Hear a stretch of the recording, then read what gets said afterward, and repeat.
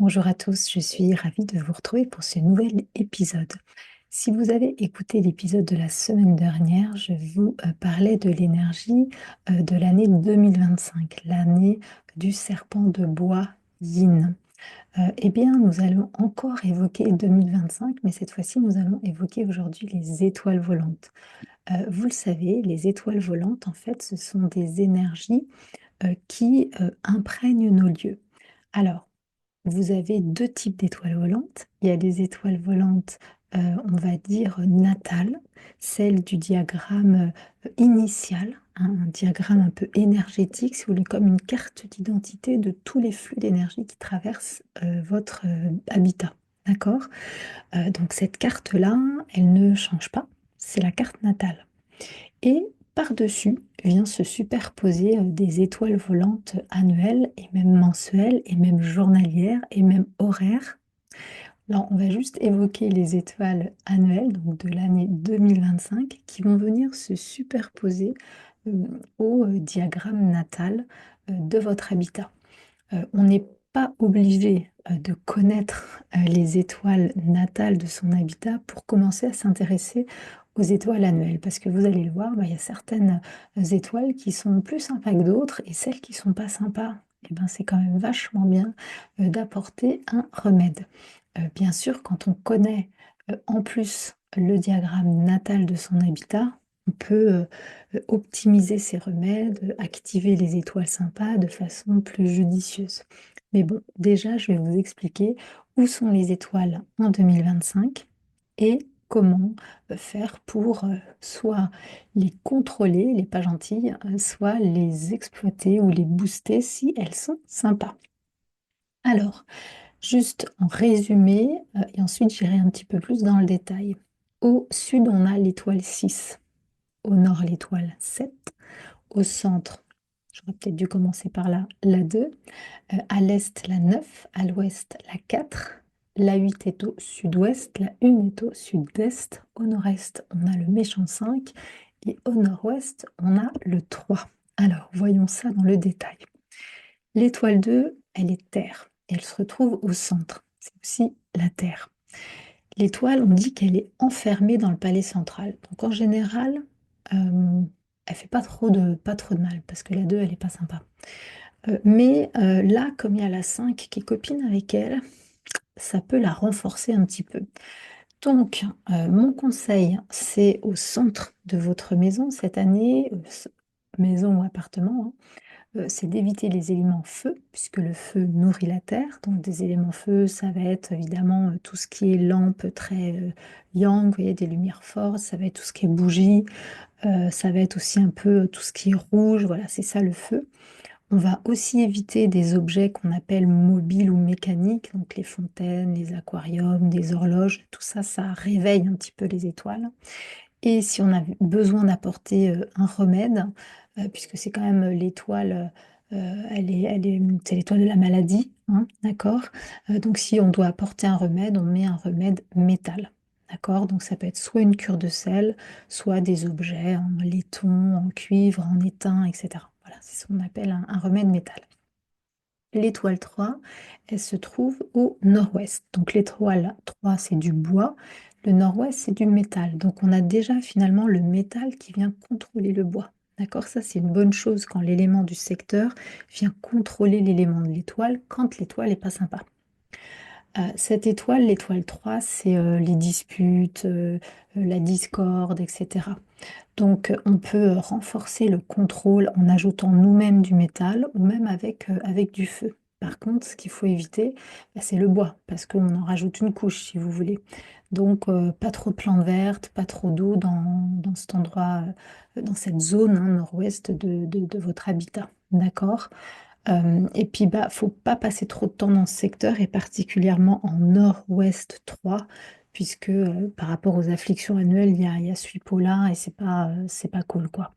Et en fait, bah, cette étoile, finalement, elle va influencer davantage les personnes qui ont un chiffre quoi qui est égal à 6 ou qui sont du signe astrologique du chien ou du cochon. D'accord? Si vous ne savez pas calculer votre chiffre quoi, si vous ne savez pas ce que c'est, vous trouverez sur mon site un calculateur de chiffre quoi. Vous avez juste à indiquer votre date de naissance et votre genre, et vous saurez si vous êtes 6 ou pas. L'étoile 5 qui est Terre, elle se trouve au nord-est, c'est aussi la Terre. Or, l'étoile 5, c'est vraiment la moins sympa de toutes les étoiles, d'accord? Elle est vraiment puissante. Celle-ci, c'est l'étoile de la malchance dans tous les domaines de la vie, d'accord? Donc, on évite la Terre, on évite aussi le feu, puisque le feu nourrit la Terre, ok? On va éviter de la réveiller avec des objets mobiles ou mécaniques, hein, donc comme je vous disais la dernière fois, y compris de l'eau yang, hein, donc on évite les aquariums. Et pour moi, en fait, c'est clair, depuis plusieurs années, je dis à mes clients, et je le fais moi-même, là où se trouve l'étoile 5, c'est cure de sel obligatoire. Et moi, j'ai 3 étages dans ma maison, je mets minimum une cure de sel au rez-de-chaussée et au premier étage.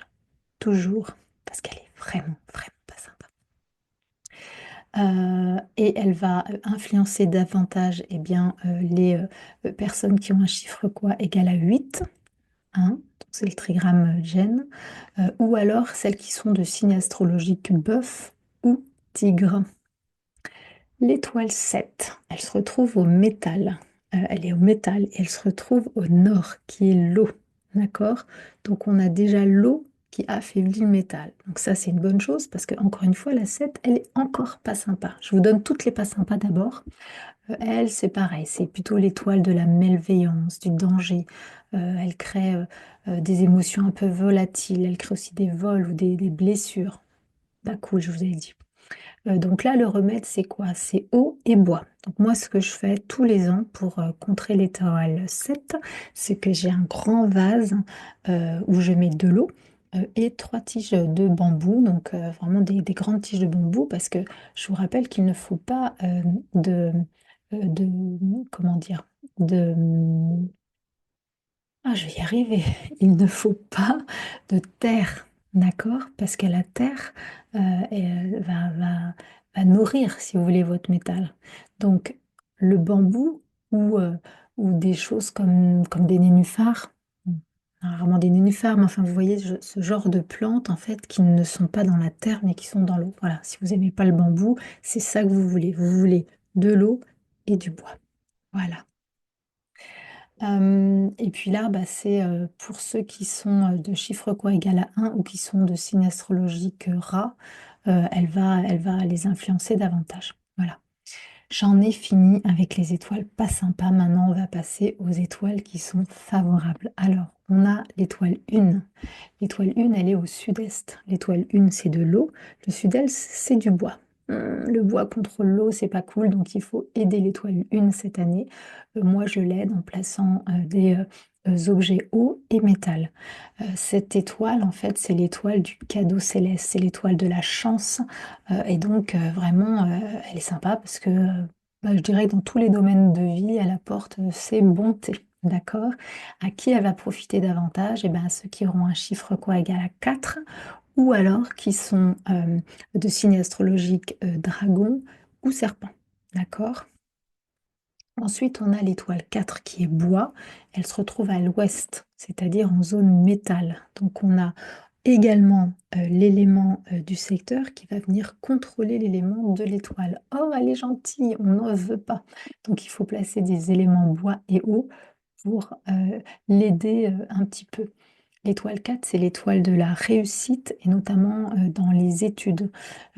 Donc elle favorise les apprentissages et puis elle est également liée aux relations. Donc elle peut aussi favoriser les idylles.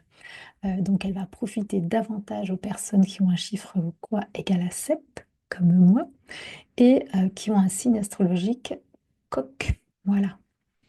L'étoile 6, alors l'étoile 6, elle est très sympa, c'est l'étoile céleste. Et elle est vraiment liée à tout ce qui est changement de carrière ou changement professionnel. D'accord? Donc la 6, c'est du métal et elle se retrouve au sud, en feu. Encore une fois, on a l'élément du secteur qui vient détruire l'élément de l'étoile, donc il faut l'aider. On va amener du métal et de la terre pour aider l'étoile 6 au sud. D'accord? Elle va profiter davantage cette année à toutes les personnes qui ont un chiffre quoi égal à 9 et qui ont un signe astrologique chinois, cheval. L'étoile 8, elle est terre et se retrouve en sud-ouest. Terre. Donc là, c'est cool. Elle est dans un secteur qui la renforce. Donc il n'y a pas besoin d'apporter d'éléments de terre ou même de feu supplémentaires. D'accord? Si on veut l'activer davantage, parce que c'est quand même l'étoile de la prospérité, elle est assez sympa, on peut amener justement des objets en mouvement. Donc là, vous pouvez y aller à fond sur l'aquarium, la télé ou le ventilateur. Et elle va profiter davantage cette année à ceux qui ont un chiffre quoi égal à 2, ou alors à ceux qui ont comme signe astrologique chinois la chèvre ou le singe. Et on termine avec l'étoile 9, qui est feu et qui se retrouve à l'est, donc bois. Donc on a l'élément du secteur, le bois, qui nourrit l'élément de l'étoile, le feu. C'est une bonne chose. En période 9, en fait, l'étoile 9, elle a plus besoin de feu. D'accord? Il faut au contraire l'équilibrer, parce qu'elle est quand même hyper puissante, et donc on va plutôt apporter de l'eau et même de la terre. Mais là, en fait, il n'y a pas besoin de grand-chose, ok? Le truc, par contre, c'est que, et je vais vous le dire tout de suite, vous savez qu'on a les afflictions annuelles également, en plus des étoiles volantes. Et là, en fait, eh bien, l'étoile 9, elle se trouve dans le même secteur que les trois néfastes, hein, les Three Killings. Donc, elle n'est pas aussi favorable qu'en 2024. Dommage. Elle va profiter davantage aux personnes qui ont un Gua égal à 3, ou alors qui ont comme signe astrologique Mao, donc le lièvre. Alors, je vais vous parler, avant de terminer cet épisode, des afflictions annuelles. Donc, vous le savez, on a, en plus du 5 jaune qui est pas sympa, on a des afflictions. Alors, on a ce qu'on appelle le grand-duc Jupiter. C'est un petit peu le dieu de l'année. D'accord? Donc, en 2025, bah, c'est le serpent, hein, je vous l'ai dit. Et il est assis, on dit ça, en sud-est 3. Donc ça, vraiment, là, je m'adresse à ceux qui ont déjà utilisé la boussole pour connaître un petit peu l'orientation de leur maison et qui ont posé un bagua sur leur maison pour voir un petit peu où étaient les différents secteurs. Et en Feng Shui, en fait, quand on fait cette école-là, ce courant-là de Feng Shui, on a des secteurs qui peuvent être, en plus de sud-ouest par exemple, eh bien, vous avez sud-ouest 1, sud-ouest 2, sud-ouest 3. Ce sont des sections de 15 degrés, donc on a 3 fois 15 degrés qui viennent ajouter, si vous voulez, une information supplémentaire à notre secteur de 45 degrés. Voilà. Donc quand je dis que le grand-duc de Jupiter, il est assis en sud-est 3, ça veut dire qu'il se trouve entre 142,5 degrés et 157,5 degrés. Donc en général, ce qu'il ne faut pas faire, c'est des travaux, d'accord? Ou vraiment des nouveaux aménagements, ok. Et en plus, il ne faut pas lui faire face. Et comme ce secteur, bah, il contient l'étoile 1 en 2025, là par contre, ça va s'équilibrer, il ne va pas être aussi négatif que d'habitude. Pour une fois, c'est une bonne nouvelle. Pour avoir son soutien, il faut préférer finalement l'orientation nord-ouest 3, là où se trouve son ennemi, le cochon, si vous avez suivi l'épisode de la semaine dernière. Le secteur NO3, donc nord-ouest 3, il contient lui ce qu'on appelle le briseur de l'année. Donc on évite de faire trop de bruit dans le secteur, c'est pas l'année pour y faire une bamboula, d'accord? On évite d'effectuer des rénovations, des nouveaux aménagements, etc. Voilà. Donc on a le grand-duc Jupiter, on a le briseur de l'année et on a ce qu'on appelle les trois néfastes. Les trois néfastes, ce qui est pas cool, c'est qu'ils prennent une grande place. Ils couvrent tout le secteur est, plus sud-est 1, plus nord-est 3. D'accord? Pareil, on évite les travaux dans la zone et là, on a l'étoile 9 en est et l'étoile 1 en sud-est en 2025. Donc, il n'est pas aussi négatif que d'habitude, ça va s'équilibrer un peu. Donc, si vous avez compris un petit peu tout ce que je viens de vous raconter, en fait, ce qu'il faut retenir, c'est que s'il y avait un secteur qu'il faut vraiment éviter, eh bien, c'est le nord-est 3, puisque rappelez-vous, en plus de faire partie des trois néfastes, il contient l'étoile pas cool du 5. Voilà, donc bah, et c'est important en fait de tenir compte de ces afflictions pour le planning de vos travaux. Et si vraiment vous n'avez pas le choix en fait et que vous êtes obligé de faire des travaux dans cette zone, vous savez qu'en Feng Shui, on a des formules en fait pour sélectionner des dates qui permettent de commencer les travaux à une date favorable, qui vous permettent justement d'éviter un petit peu tous les désagréments liés au fait de déranger ces grands-ducs, ces néfastes et ces briseurs de l'année. D'accord?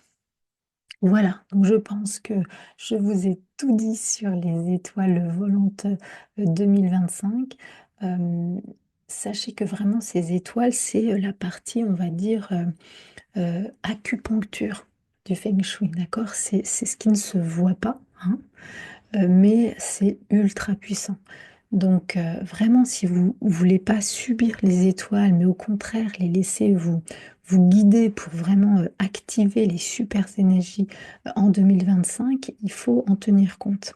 Et il faut en tenir compte aussi avec son diagramme natal parce que vous pouvez avoir des configurations dont vous pourrez vraiment bénéficier, c'est-à-dire utiliser un petit peu plus ce secteur-là en 2025 pour, je ne sais pas, être créatif ou envoyer ses CV si vous recherchez un job, etc., etc., quoi. En feng shui, c'est ça, on va utiliser l'espace où il y a les énergies les plus propices, évidemment.